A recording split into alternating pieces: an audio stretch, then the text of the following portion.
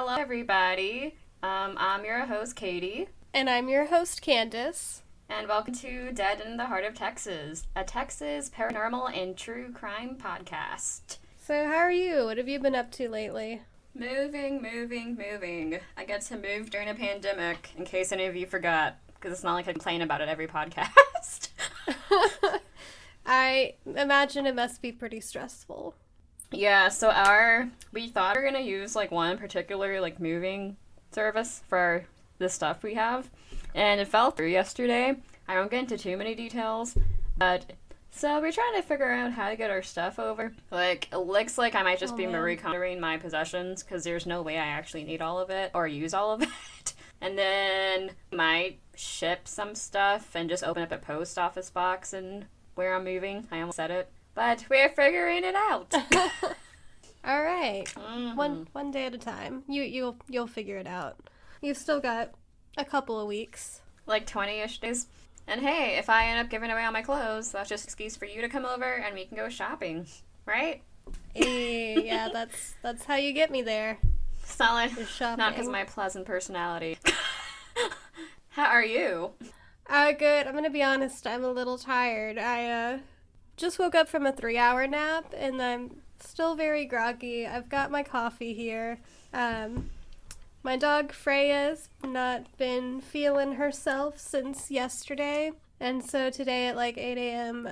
she still wasn't feeling well, and so my grandpa Jack took her to the vet. Turns out she's just menopausal and needs a high fiber diet. She got spayed a little late in her life, and by a little late I mean 2 months ago.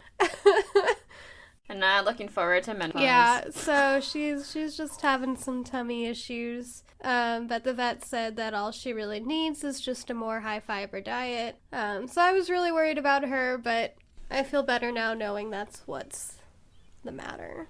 No, that's good. So now it's just being a female. Yeah. Yay! all the fun things. So yeah, I'm drinking my coffee, hoping to wake up.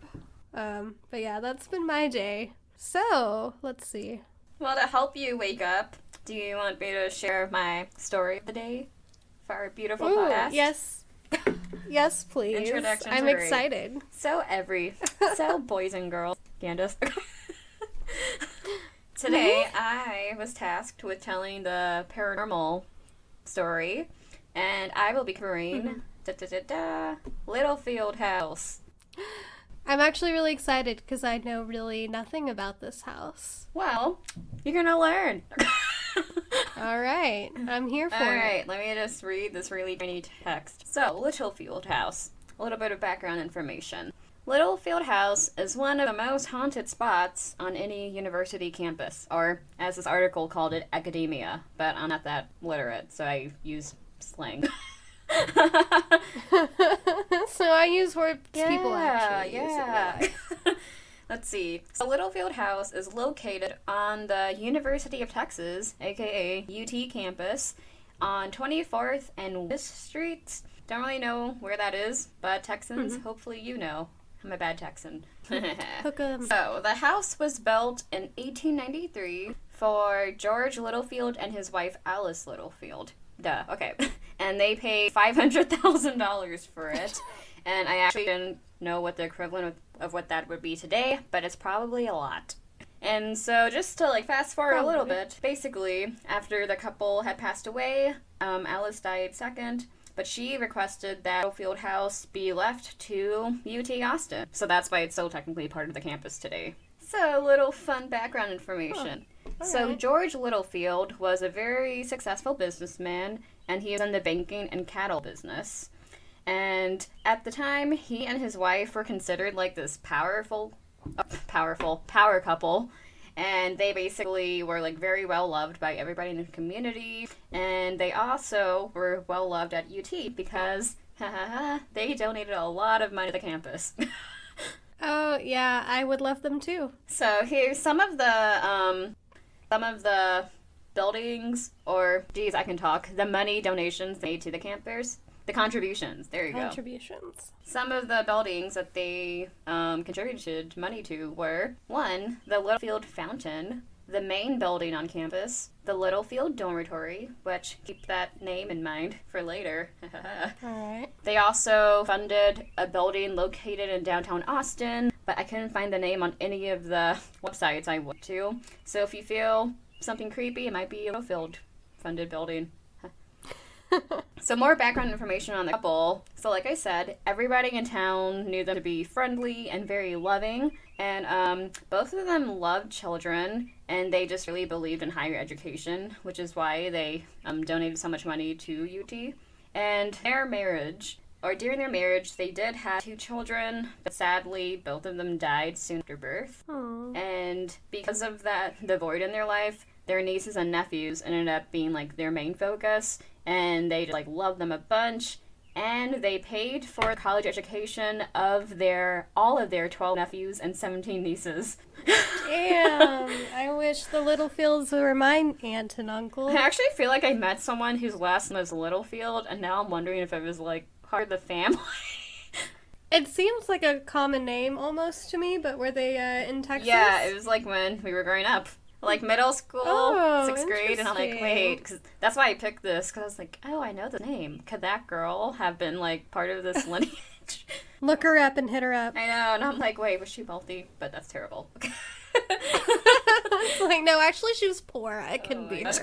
But anyway, along with paying for their 12 nephews and 17 niece full college education, they also started a business for each of the nephews and gave all of their nieces and nephews a new home as well. So they bought all of them houses. Oh. Yeah, can they adopt me, please? Well, they're dead, but they can try.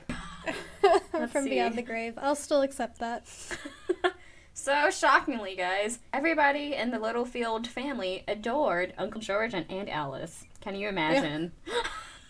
I mean, they sound like terrible people. I don't know why they would be loved. I don't know why I put my notes in this order. Let's see. So some more background information just on Alice Littlefield. Mm-hmm. This is kind of a story of stipulation, and I don't want to say folklore, but it's kind of weird. But basically, later in her life, it is legend that Alice was actually locked away in the attic for a long time to be kept safe from the Yankees. And she developed severe mental illness and lived in fear of being murdered or kidnapped. Wait, while she was in the Littlefield house or before this? Yeah, later in life. I think it's after being locked up. Why were they hiding her from the Yankees? So that's why it's a legend. People don't know if it actually happened, but it was rumored at the time. Okay, sorry. Continue. No, it's okay. But she did to suffer from mental health issues later in life and lived in fear. This made her prone to nervous fits of hysteria. And on one occasion, and remember this part too, she ran down the stairs screaming for her life and had to be restrained. And basically, George Littlefield wrote in one of his journals that a doctor advised him to take her to a sanitarium, but he refused because he wanted to be with her. And so instead he hired help, and nurses. Mm. So that's a darker side of their living history. So basically, we're gonna go to some more sad news and how Uncle George and Aunt Alice died. So George died of pneumonia in 1920, and Alice was devastated at losing her husband. And more of happy news, I guess, after some time had passed after his death, her nervous condition improved and her mental health improved again. And she basically resumed her previously very active social life and spent a lot of the rest of her life with relatives and her UT friends. And she did love her home and entertaining people, but she was rarely seen in public in the very last years of her life. And Alice died in 1935 at the age of 88. And she left her own family home to the university as well. And so basically, today on the UT campus, the ground floor, or for the Littlefield House, the ground floor is now used for university functions. So that's kind of cool. And the upstairs is designated for office and storage space. The Littlefield Dormitory was named in her honor. So I don't know, like, I know a lot of high schools in the state of Texas might do functions at UT Austin where they can just stay in a dorm. And I never got to do that. But have any chance you stayed in the Littlefield dormitory? I did. Sorry. I stayed in Jester, but I remember when I did stay there, my roommate and best friend and we looked up haunted places on UT campus. So I probably did hear something about the Littlefield House at one point. I just don't remember it. Well, maybe if I ever come to Texas, and you ever come to Texas, because you're there. See, I'm trying not to give too much information on where we're actually located. Let's see. It's fine. So maybe that can be on our trip of ghost adventures. Okay, so that's the end of their lives. So let's get to the creepier stuff, shall we? Sorry, can I? Yeah. Real quick before. You mentioned that they kept Alice sort of in the attic. When my grandma was like a little girl back in the 60s, the people that lived across the street, I forgot what the husband's name was, but the wife's name was Alice, I believe. This was during the time when if you were like an insubordinate wife or you talked back to your husband, they could just kind of toss you in an asylum and people wouldn't think twice. And he sent her away to get a lobotomy. Yeah. Or maybe this was in the 50s. It was the 50s or 60s, but I believe the 60s. Yeah, and her name was Alice, and sorry, that just reminded me of the story. But continue on with the haunted things. Ugh, that's haunted too. Yeah, it's not right. Alrighty, so shortly after Alice's death, the UT campus started getting daily reports of ghostly sightings / other creepy occurrences. And so, like I said, these included ghost sightings, hearing squeaking noises. Some people would report seeing bone-chilling images fluttering throughout the house. So, it didn't get more specific than that, so I guess you can use your imagination. Bone-chilling images fluttering around the house. Yep.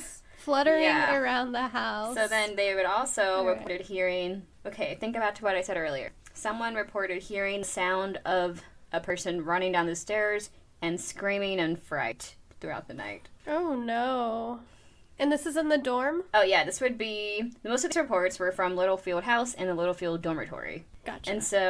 And they also would hear unexplainable bumps in the night. Regarding the staff members who worked in Littlefield House, one of the staff members' 8-year-old granddaughter reportedly hugged her grandma and then said she smelled like a ghost after working in the building. What the hell? I know. And I know children are, pretty in tune with, the paranormal, if I remember correctly. But that's kind of creepy. Yeah. Just, someone hugs you and would be like, Grandma, why do you smell like that ghost lady? Or something like that.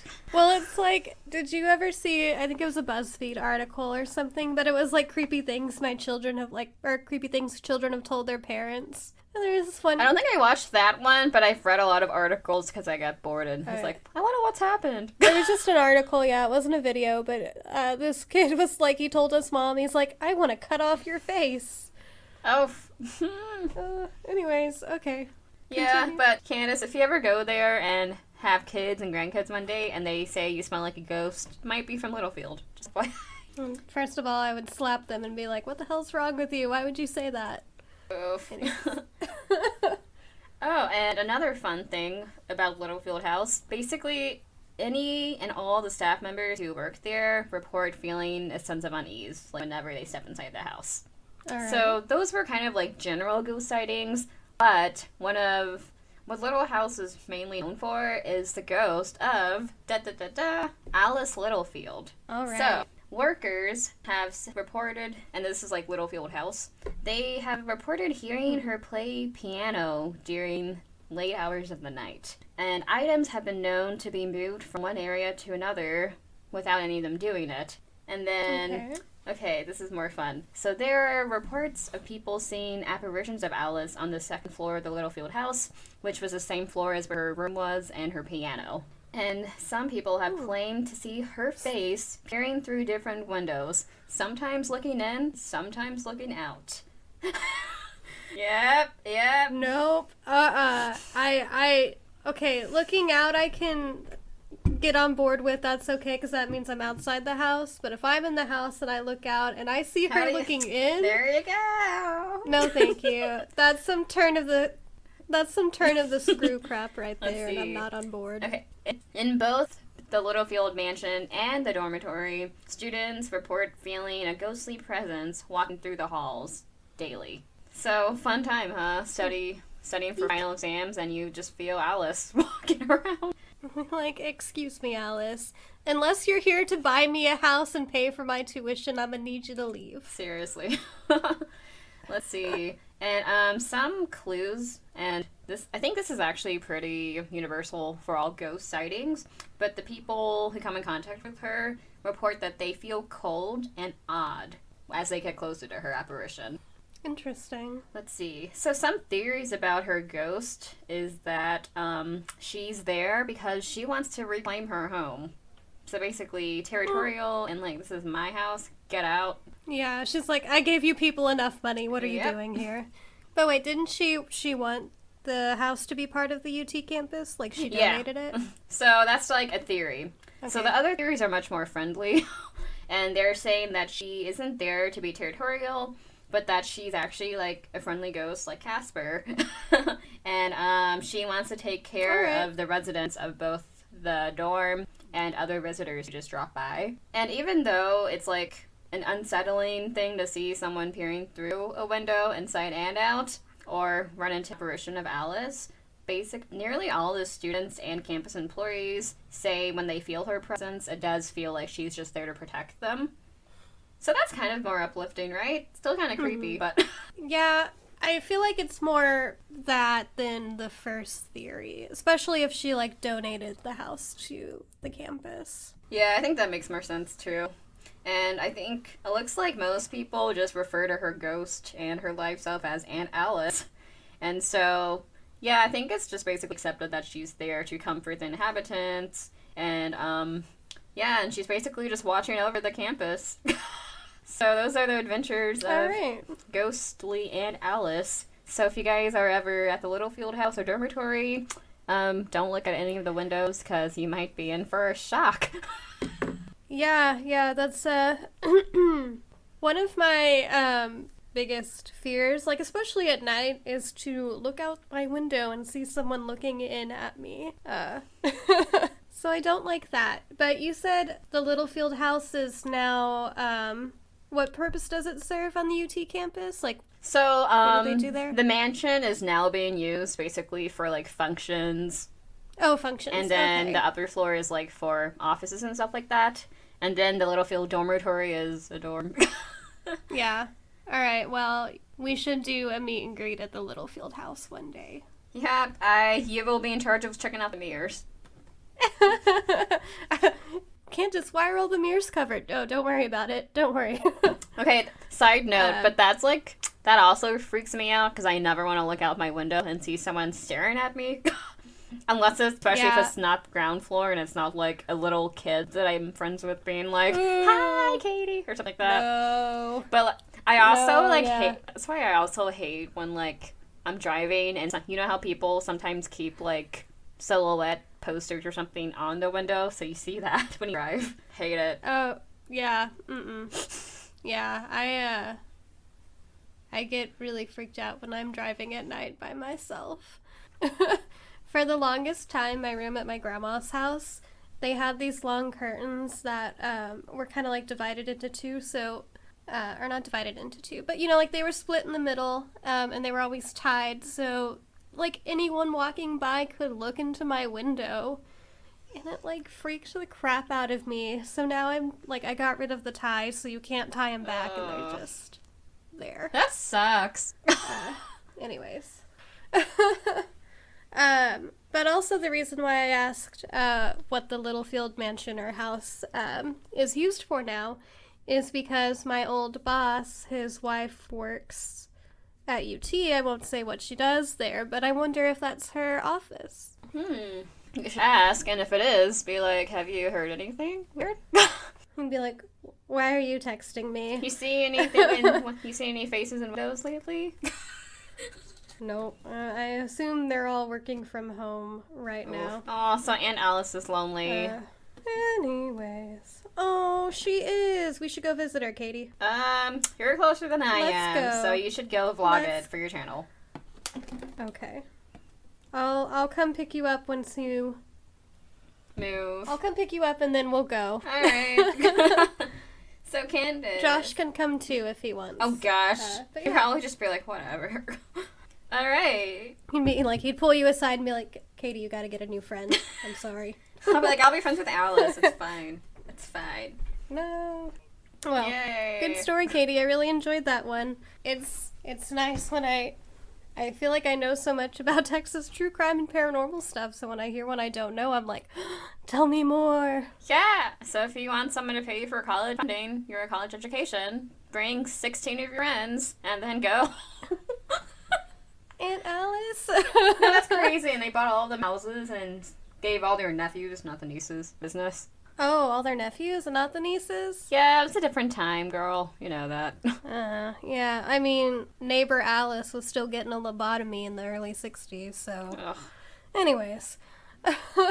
All right. So, mine's, I'm doing the true crime today, and it's a little juicy, and it's a little bit batshit crazy. So, I'm going to be covering the story of Lisa Nowak. Do you know who that is? I do not. Just from the clip you played for her last name. All right, so you are in for a treat. So Lisa Nowak was born May 10th, 1963 in Washington, D.C. Since she was 5 years old, she dreamed of becoming an astronaut like most kids. However, she actually achieved it. She said in an interview once, "I remember the moon landing and watched those astronauts, and I thought that was very exciting." So she went to the school at United States Naval Academy to study aerospace engineering and went on to receive a master's in aeronautical engineering. She was also a former naval flight officer and a NASA astronaut. In 1996, she was selected by NASA to be part of a special robotics program.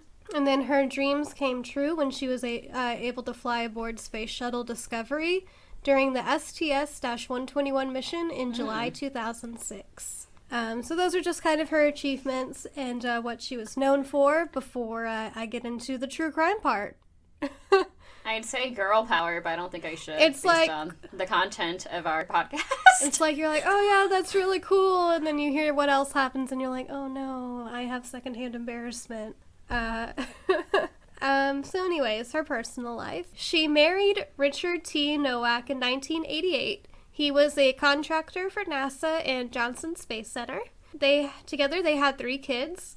Their first son was born in 1992, and they had twin daughters born in 2001. She said about balancing children and work, it's definitely a challenge to do the flying and take care of even one child and do all the other things you have to do, but I learned that you can do it. However, there is debate that she may not have handled that very well, as you will soon find out. Because she even found time to have an affair. While she was still married to Richard, she began an affair with a recently divorced astronaut and co-worker named William O'Feline in 2004. She seemed to really want their relationship to work. However, the affair only lasted for about 2 years. O'Feline broke things up towards the end of 2006. I also saw some reports that it happened in 2007, which was when the Nowaks got a divorce or filed for divorce. So just know it ended late, like 2006, early 2007. It was then that O'Feline began seeing Colleen Shipman, who was an Air Force captain. I also saw reports that Why do I know that name? Colleen Shipman? Yeah, I know I've heard that name. All right, I'll let you think on it. Go for it. So eventually Nowak finds out about this relationship. She claimed at first to be disappointed, but she eventually accepted the new relationship. However, this was a lie. She used a key he had given her to break into his apartment, and she began going through his emails. She then read an email from Shipman to O'Feline that said, "Will have to control myself when I see you. First urge will be to rip your clothes off, throw you on the ground, and love the hell out of you." So that's not a good thing for a That's crazy how lady couples to talk read. to each other, right? Yeah. Anyways, so she lost it. like she lost her damn marbles. She found information on Shipman's travel plans, and she decided to go confront her. Oh. On February 4th, she began to drive from Houston to Orlando, Florida, which is about a 900-mile drive. She drove straight through and arrived on February 5th in time for Shipman's flight that landed at 1 a.m., which is a 13-hour and 49-minute drive. Drove straight through, allegedly. Which also, I'm pretty sure she could have just gotten a flight from Houston to Orlando, Florida, because Nowak is in Houston, the same city that Shipman is leaving from. Well, she didn't have her marbles, so she probably didn't reason through it. Yeah, that's probably it. So for this road trip, you're probably asking, well, she probably didn't pack anything if she was in such a hurry. You would be wrong. She packed latex gloves, a black wig, a BB pistol and ammunition, pepper spray, a hooded tan trench coat, a 2-pound drilling hammer, black gloves, rubber tubing, plastic garbage bags, and approximately $585 in cash, along with her computer, an 8-inch Gerber folding knife, and several other items were also with her. Also, allegedly, she had diapers. You mean you don't have all this in your purse right now, Candace? I thought that's the fashion now. Have random creepy people stuff in your car. I mean, to each their own. I honestly think that bringing your computer along was a bit much, but that's just me. Yeah. Early police reports state that she wore diapers to avoid bathroom breaks. She denies it and said that she had toddler diapers in her car, and that she was not wearing she was not wearing adult diapers. However, this rumor is what she is known for, mainly. Yes. So the day is February 5th, and she finally makes it to the Orlando International Airport.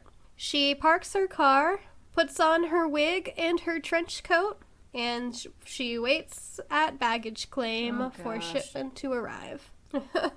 So she waited an hour for Shipman to return from her Houston flight, and then she had to wait another couple of hours because Shipman's luggage was for some reason delayed. So at this point, like I said, she's wearing that terrible disguise, and Shipman notices pretty quick that this woman is definitely wearing a disguise and looks a little off. But she pays no mind. She finally gets her luggage, and she heads to the shuttle that's going to take her to the parking lot, and she notices that Nowak follows her onto the shuttle as well. Of course, she doesn't know that it is Nowak. She just thinks it's some random weird lady. Sorry, but why would you get on a shuttle if you notice a lady's following you? I mean, you're just getting to your car. I didn't think she realized she was following her till she got on the shuttle. Ah, okay. Or just thought it was weird. She just thought something was up because, like I said, this lady looked kind of weird.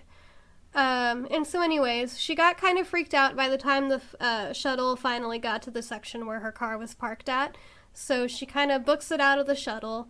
And she is sort of fast running, walking to her car when she hears footsteps running behind her. Yes, thankfully Shipman's car is nearby and she's able to get in safely, and she locks the door behind her.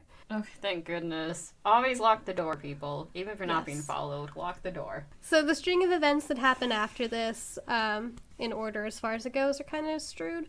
But basically, they claim that Nowak began slapping the window and trying to open her door. And Nowak was like, "Oh, can you please give me a ride? My boyfriend forgot to pick me up," and she's kind of like crying. And for some stupid reason, Shipman rolls down her window, and because she's like gonna offer to call a taxi for this woman. And that's when Nowak sprays her with pepper spray. Idiot. Sorry, that's stupid. Yes, thankfully Shipman is able to drive off, and she actually quickly finds some police in the parking lot. She told him about it and where she last saw Nowak, so the police drive over there, and they witness Nowak stuffing a bag into a trash can. Nowak was arrested on charges of attempted kidnapping, battery, vehicle burglary with battery, and destruction of evidence. And then Shipman filed for a restraining order almost immediately. At the time, she didn't really know who Nowak was. Nowak was interviewed first, and she told police about the relationship with O'Flynn, as well as the connection she had with Shipman. Excuse me. She described her relationship with O'Flynn as more than a working relationship, but less than a romantic relationship, which is obviously a lie. Yep. She told police she just wanted to have a conversation with Shipman, but things did not go as planned. Mm-hmm. Don't know why you need latex gloves, garbage bag, and a gun, or a pistol, BB pistol, to have a conversation with someone. Clearly, they wanted to, like, help clean up a river or something, and she was just gonna ask for Yeah. help, and then they're gonna, like, go hunting. I don't know. I can't help. She just wanted to go clean up the swamps and needed help, and, the BB pistol was just to scare off raccoons, obviously. Yeah. But anyways. However, during this conversation with the police, she was still pretty fixated on talking to Shipman. Police then go talk to Shipman, and they ask if she knows Nowak. And she was like, oh, well, that name sounds familiar. And she kind of thinks about it, and she's like, oh, yeah, my boyfriend called me Lisa once during sex. Just remember, Nowak's first name is Lisa. Yep. Anyways. So she rang up O'Flynn and was like, hey, remember that time you called me Lisa? Was that Lisa Nowak by any chance? And he's like, oh, yeah, probably should have told you about her before that. So after this, Nowak became known as the astronaut. Oh my gosh. People speculated that her time at NASA made her a bit unstable. She lost about 3 good friends, one including Laurel Clark, in the Columbia shuttle disaster on February 1st, 2003, and that was said to have affected her pretty badly. And if there were any, psychological changes going through her, maybe depression or something, it could have gone undetected by NASA. So to be an astronaut, you do have to go through, rigorous psychological tests, but once you become an astronaut, the testing just stops. Well, hopefully that's changed since. So her last psych test or eval before this incident was in 1996, and since then there were no follow-ups. If she did see a slip in her own mental health, it would have been really unlikely that she would have gotten help, because she could have lost her job. And remember, this was her dream job, something she wanted to do since she was 5 years old. Yeah. Her state of mind could have been affected after returning to Earth in 2006 as well, or at least that's another theory. I think it was definitely she was aware it was probably her only chance to go into space, and she might have had trouble adjusting after returning to Earth. And so, fun fact, actions of Lisa Nowak inspired the 2019 movie starring Natalie Portman and John Hamm called Lucy in the Sky. I haven't seen it yet, but I really want to. So Natalie Portman plays Lucy, who's based off of Lisa, and in it, she says, after her return to Earth, I just feel a little off. You go up there, you see the whole universe, and everything here looks so small. Anyway, so Nowak pled insanity, claiming it was because of her OCD, insomnia, and depression. She was charged with attempted kidnapping and burglary with assault. And she became the first active duty astronaut to face felony charges. She was let go a month after the ordeal, and O'Flynn was let go in June of 2007.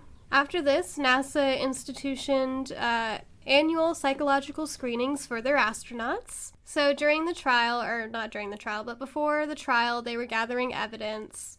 And they realized that her interview with the police after her arrest could be dismissed, because she was not fully advised of her rights at the time of her arrest. So basically that whole interview she had couldn't be used in court.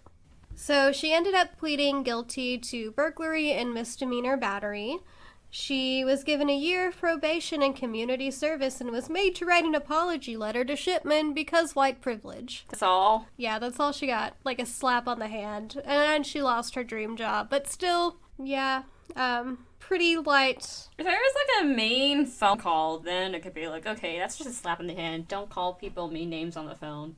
But that's like this. Yeah, it's... Shipman, of course, was pissed about this sentencing. She thought it was too light. During the trial, she even told the court she knew Nowak would have killed her given the chance.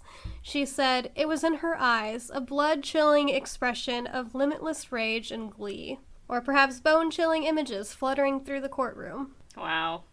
I'm still not over that. I'm sorry. I'm going to be thinking forever what that means. Ugh. After the incident, Shipman suffered from nightmares and dizzy spells, and she felt she needed weapons for protection, so she kind of got, like, PTSD from this. However, it did not affect her relationship with Ofeline. She retired from the military, and in 2008, they moved to Alaska. Wow. They married, yeah. They married in 2010, and they now have a son, and Shipman is now a writer. For what? And if you're wondering... For what? What did she write? Bad ideas for crime? No, this is Shipman, the... Oh, Shipman, okay. Yeah. I was thinking Nowak, and I was like, No. So for Nowak, her divorce was finalized in 2008, and in 2011 she was given an other-than-honorable discharge from the Navy, and demoted from captain to commander when she left the service. And that is the story of Lisa Nowak. White privilege. Wow. White privilege at its finest. It's probably because, like, that, and she's, like, a woman, so they were like, oh, she's delicate. I don't know. Yeah, I think it was because this was, like, her first run-in with the law ever. Like, she had a pretty clean record. Okay, definitely white privilege. Yeah. That's... I forgot what they call it. Yeah, like, first-time misdemeanor is what they called this incident. Okay, we won't get into that matter. Okay, I was just thinking of Yeah. other stuff we hear about We're often. gonna We'll keep our politics out of it, but white privilege. Unfortunately. Yeah. Anyways, we should have a movie night, and we should watch Lucy in the Sky, because I'm a big Natalie Portman fan. Is it on Netflix? Like John Hamm, too. I don't know. I didn't know it was out until I was doing research for it, because I heard about the film last year, but I don't think it went to theaters, or at least not the theaters around here. It's available to rent. On Amazon? YouTube, Amazon Prime. Yeah, Oh, you have it's to on rent Amazon it Prime? still. You still have to rent it on it. Ah, damn. Oh, alright. I Oh, don't it's have on HBO. Oh, Zazie Beetz is in it too. Oh, and Dan Stevens. It's got a good cast. Oh, Tig's in it. Tig Notaro. I probably butchered all those names. But yeah. So hope you enjoyed this episode. Feel like it was kind of a short one, but definitely wild for both stories. Oh, yeah. If you would like more of us, that's weird to say, you can watch Katie on her YouTube channel at Freckled to a T. If you want to tweet at us, you can tweet at us at DiTHoT Podcast. That's DiTHoT Podcast.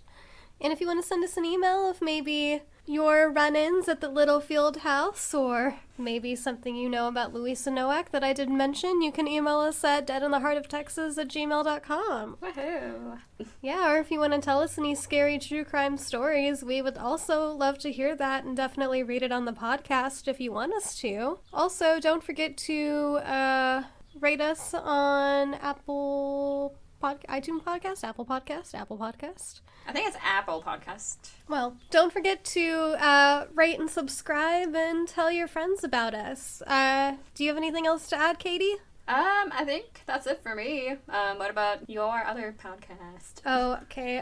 Yeah, it's not out yet, but I'll let y'all know when we have our episodes out. It'll probably be at the end of July. So until next time, I'm Candace. And I'm Katie. And remember, kids, don't let black-eyed kids trick you into rolling down your car window and then they pepper spray you in the eyes and then you have to drive off real quick. Not a good idea. Yeah, just don't do it. Actually, just don't roll down your window for anyone that's banging on your window. Just drive away. Seriously. Couldn't say it better myself. Alright, bye. Bye, guys. Blah, blah, blah.